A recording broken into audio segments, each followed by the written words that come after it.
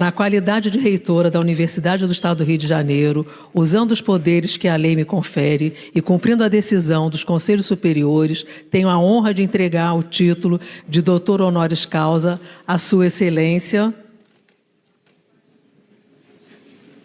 a ministra de Estado dos Povos Indígenas, Sônia Guajajara, por sua contribuição como defensora dos direitos dos povos indígenas, seus territórios e as causas socioambientais. Parabéns. Aqui o título.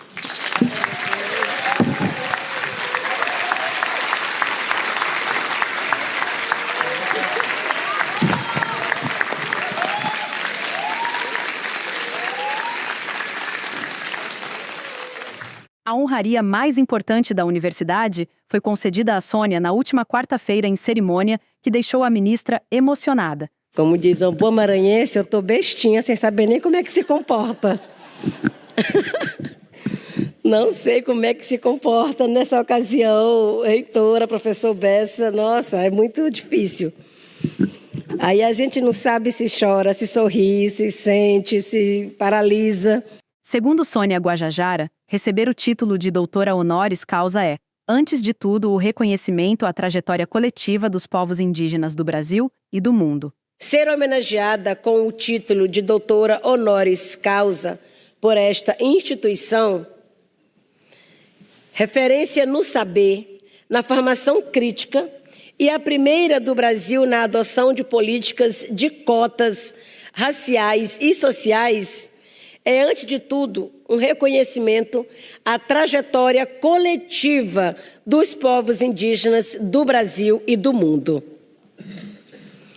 A UERJ entendeu isso muito antes de muitas outras instituições, quando, há mais de 2 décadas, de maneira pioneira no Brasil, implementou as cotas raciais e sociais, reconheceu formalmente que o mérito acadêmico não pode ser separado das desigualdades estruturais que marcam a nossa sociedade. E, com isso, possibilitou que milhares de jovens negros, indígenas e periféricos ocupassem lugares de produção de conhecimento e de transformação social. Diante de um teatro ocupado por estudantes, parlamentares, representantes de movimentos sociais e professores, Sônia deu uma aula sobre a importância dos povos indígenas para a riqueza da biodiversidade dos biomas brasileiros, principalmente da Amazônia. E muito antes da chegada dos colonizadores, este território já estava habitado há milênios de anos por civilizações indígenas, complexas, diversas e profundamente enraizadas em seus modos de vida, saberes e cosmologia. E assim como os maias, os astecas produziram grandes pirâmides, nós, povos indígenas, produzimos a Amazônia. Porque a Amazônia que o mundo conhece hoje, com toda essa biodiversidade, ela não estava ali pronta desde sempre. Ela é fruto desse trânsito dos povos indígenas, perambulando por todo esse país e assim povoando aquela Amazônia com a biodiversidade que a gente tem hoje. Então, a Amazônia são as nossas pirâmides, composta de biodiversidade, de gente, de culturas, de territórios, que hoje é visto pelo mundo inteiro, tanto por quem quer proteger, como por quem quer explorar. E por isso, os povos indígenas também devem ser reconhecidos por toda essa riqueza que produziu há milênios de anos, mesmo antes do Brasil ser Brasil. A Amazônia não é uma floresta virgem, mas uma obra viva, construída e manejada pelos povos indígenas ao longo desses milênios, com sistemas agrícolas complexos, aldeamento de espécies e engenharia ecológica sofisticada, como a Terra Preta.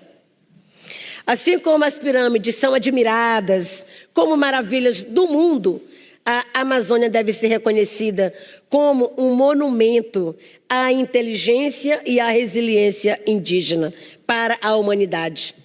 Não erguido em pedra, mas tecido em biodiversidade, conhecimento e manejo sustentável. Este reconhecimento reforça que a Amazônia é tão rica e biodiversa graças à contribuição dos povos indígenas, assim como o Cerrado, com seus campos savânicos, moldados por práticas indígenas de manejo do fogo. A Caatinga, com sistemas tradicionais de convivência com a seca. O Pampa, onde comunidades indígenas organizaram práticas sustentáveis de caça e coleta. O Pantanal, território de manejo hídrico e de pesca ancestral. E a Mata Atlântica, onde diversas etnias aldearam espécies e moldaram paisagens agroflorestais, também são profundamente marcados pela presença, o saber e a ação indígena. E faço questão de citar nossos biomas e toda a participação dos povos indígenas que tem nos biomas que a gente tem no Brasil hoje, porque esses biomas, assim como a Amazônia, estão igualmente sendo destruídos. E nós precisamos trazer esse olhar igualitário para o Cerrado, Pantanal, Mata Atlântica, Caatinga e Pampas. Sônia reforçou a importância da presença indígena nas mais diversas instituições brasileiras. Mais do que guardiões, guardiãs das florestas ou detentores dos saberes ancestrais, os povos indígenas são sujeitos de direitos políticos, intelectuais e territoriais. Protagonistas indispensáveis na construção de um Brasil mais justo, democrático e sustentável. Nossa atuação promove uma transformação necessária, a reconfiguração de um país que reconhece, respeita e valoriza sua diversidade indígena, não apenas como herança do passado, mas como força fundamental para o presente e o futuro da nação e do mundo. Espero abrir aqui muitos caminhos às crianças indígenas e a toda nova geração que conquista cada vez mais espaços dentro da nossa sociedade. Sinto uma alegria profunda ao ver a nossa geração ocupando as salas de aulas, os meios de comunicação, as artes, os parlamentos, o judiciário e também os espaços do poder executivo, nos municípios, estados e também nos ministérios do governo federal. Essas crianças e jovens que hoje me veem aqui como doutora honoris causa, poderão ver que nem precisam abandonar suas raízes para serem respeitadas. Ao contrário, é afirmando nossas raízes, a nossa cultura, que construímos novos caminhos e assim ampliamos a presença indígena nos espaços de poder, decisão e destaque. A ministra dos Povos Indígenas destacou o trabalho para ocupar os espaços políticos e a formação da bancada do COCAR. E aqui quero muito ressaltar o que nós estamos já fazendo um chamado desde 2021, quando nós estávamos ali no meio daquela pandemia, um momento cruel para todo o mundo e para nós brasileiros, um momento ainda muito mais doloroso, onde tivemos que lutar ali contra a negligência do governo para salvar vidas.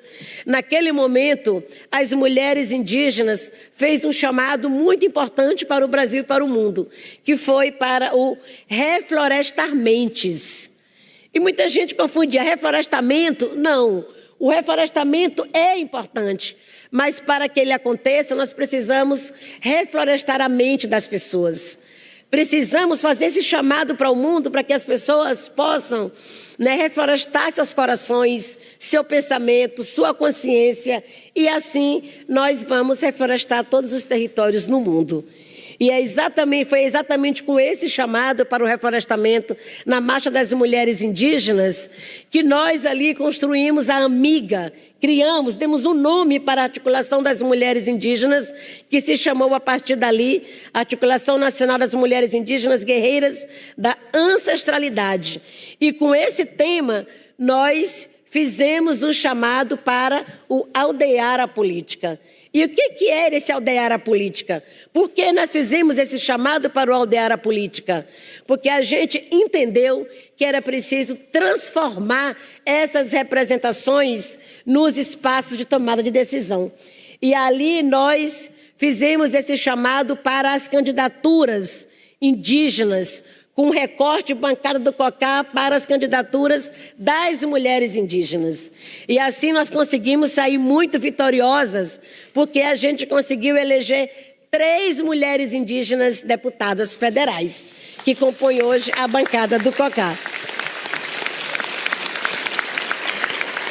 Então, hoje eu estou como ministra dos povos indígenas, como deputada federal eleita por São Paulo, como mãe, irmã, tia, sobrinha, amiga e agora também como doutora honoris causa pela UERJ. Sônia reafirmou seu compromisso em defesa dos povos indígenas, do meio ambiente e dos direitos humanos.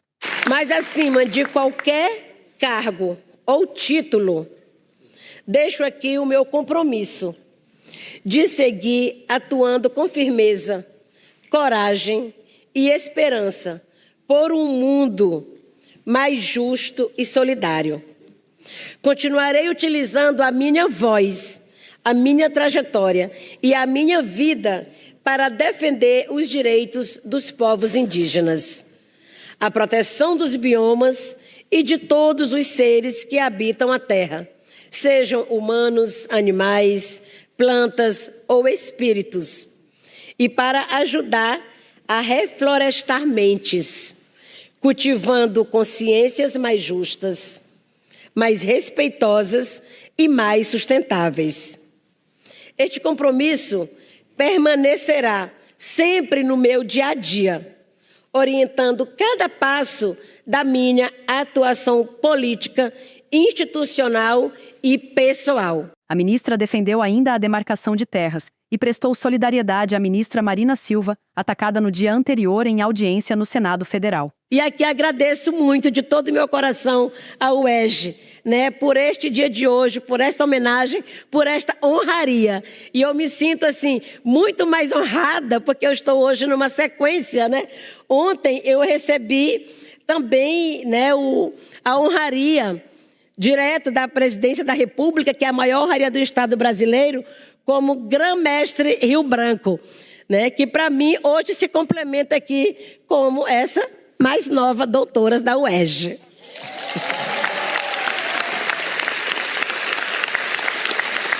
Agradeço a todos, a todas, agradeço pelos aplausos, conto com vocês para a gente seguir junto nessa luta, transformando as consciências, as mentes e a sociedade. Porque a luta pela Mãe Terra continua sendo a mãe de todas as lutas. E é por ela que nós lutamos, é por ela que nós lutamos por uma outra vida no planeta, uma outra forma de vida no planeta.